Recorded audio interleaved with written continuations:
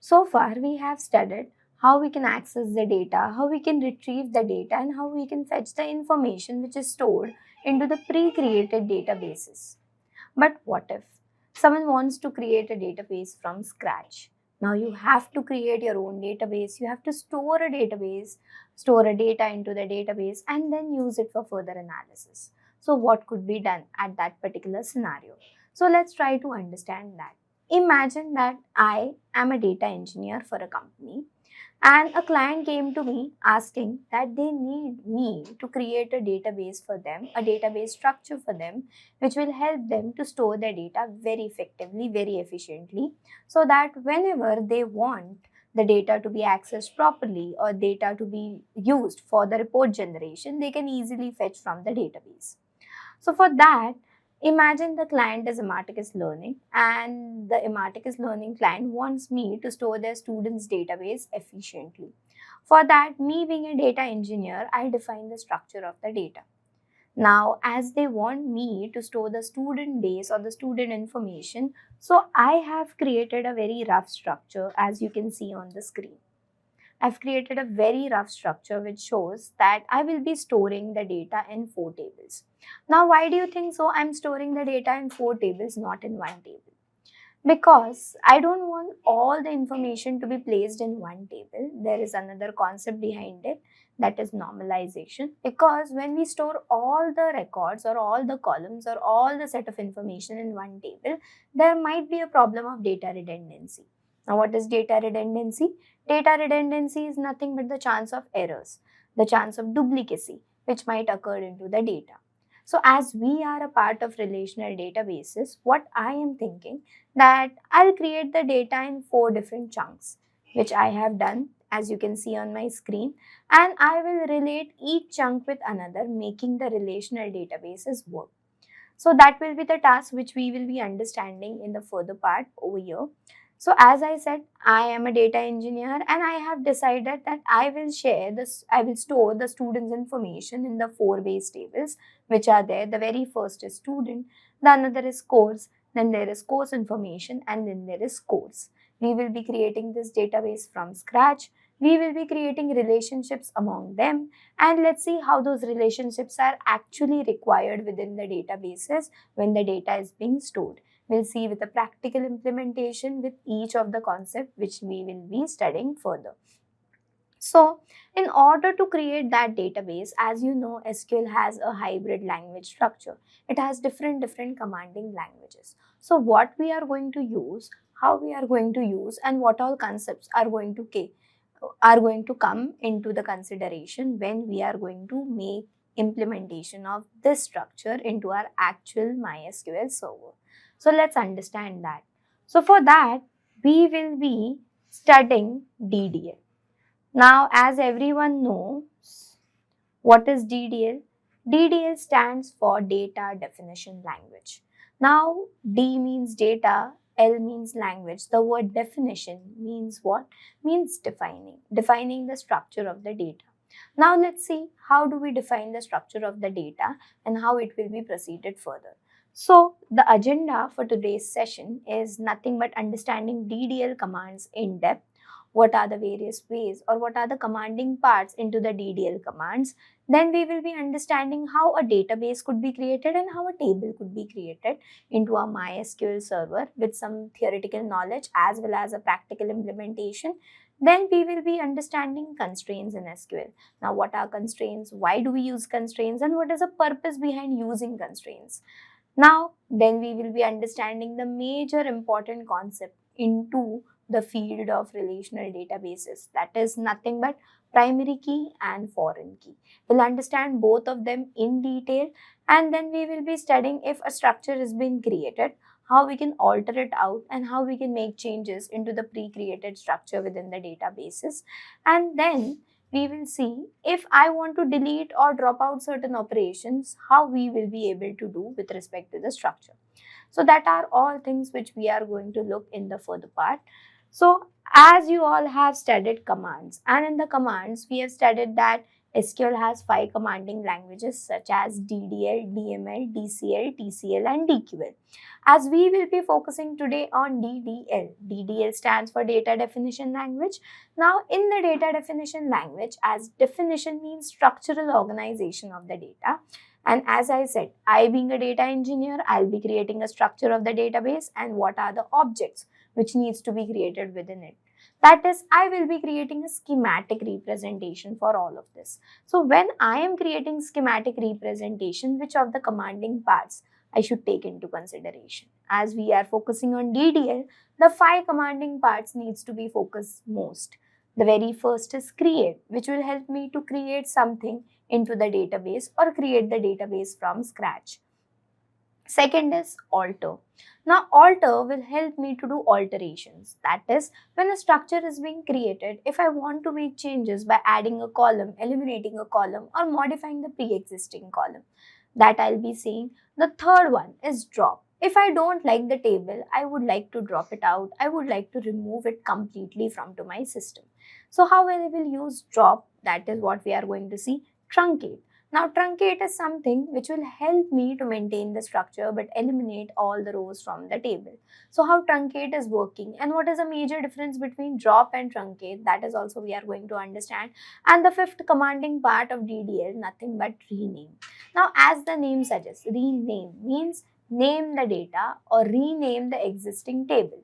So we will see how does a rename as a command works. So that is all what we are going to study in detail. So let's see the DDL language. Now when I talk upon DDL, Data Definition Language, as said, it is a language which works on the structural part of the data. Now whenever it is called that a structural part of the data needs to be considered, which means it might look on creating a database objects such as tables, views, stored procedures, triggers or modifying them or deleting them or altering or making changes into them. So that kind of things could be taken into consideration. But one word which you all need to focus is the structure part, because DDL, it defines the structure, the layout or the organization or the template for your data to be stored. If the template is not ready, your data could not go. So that template organization or the layout formation happens into the DDL. It focuses more on the structure rather than on the actual values. So in this, all the commands of DDL, that is create, alter, drop, truncate, rename, all of them are auto committed. Now this is one of the most important word which needs to be kept into the mind when it comes to DDL, that is auto committed. Now auto committed, and it consists of 2 words. Auto means automatically, commit means permanent, which means whatever changes you do, all are permanently stored. Nothing is going to be undo or no rollback actions are going to be taken further over here. So auto committed, that means it permanently save all the changes in the databases. For that, we have something called as create, drop, alter, truncate and rename. I have written a very simplistic definition for each one of them, which I will be proceeding further in detail. And I have written a very basic syntax for explaining the commands which we will be using. So now let's go to the first command known as create. As the name suggests, create. And it's very relatable to the simple English. Create means creation, making. Now making of what? Making of anything into the database server. It could be making of a database, it could be making of a table, it could be making of a view, a stored procedure and many more things. So here I have written a very generic syntax of create table. So create table and table name. As you want to write a command of create, which will denote, okay, I am going to make. Now you have to write a keyword. What are you going to make?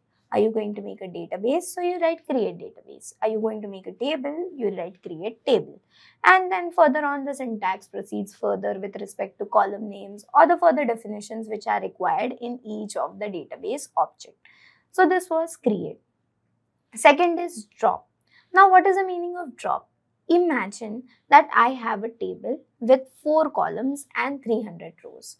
Now let's say this table is not of any use. I don't want this table to be there into my database. So I can simply drop. Now when I drop means eliminate or remove. Now this removal is going to happen completely and permanently. Why permanently? Because it's auto committed in nature. So when it is removing, it's not only removing the 4 columns or the 300 rows which are stored, but it is also removing the name, which means everything from the database is gone related to that particular table or that particular database object. So it drops or deletes both the structure as well as the records into the table.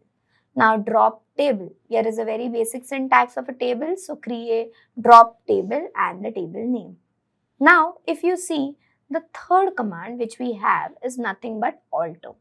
Now alter is used to alter the structure of the database. Now what is the altering structure of a database? Which means if I have a table or a database created, and let's say I want to make the changes in order to add a column, in order to remove a column, in order to modify a pre-existing one. For that, I'll be using something called as alter. Now alter will be either modifying the characteristics of an existing attribute. Now attribute is nothing but a column over here. So it can modify the existing one or probably add a new one over here. So the syntax here is a very simplistic syntax in order to add a column. Now there are many more syntaxes into the alter table which we will be seeing further.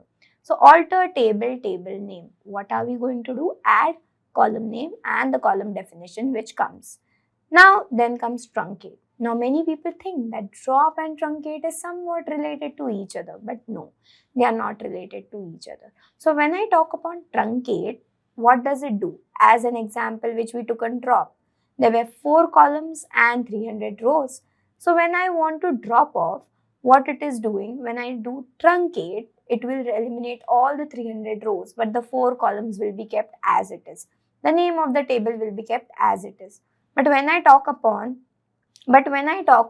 drop will eliminate the structure as well as the information as well as the name. So drop is eliminating everything, but truncate is only eliminating the rows, making the table empty, but structure is still maintained. So the structural part is maintained and the records are gone over here.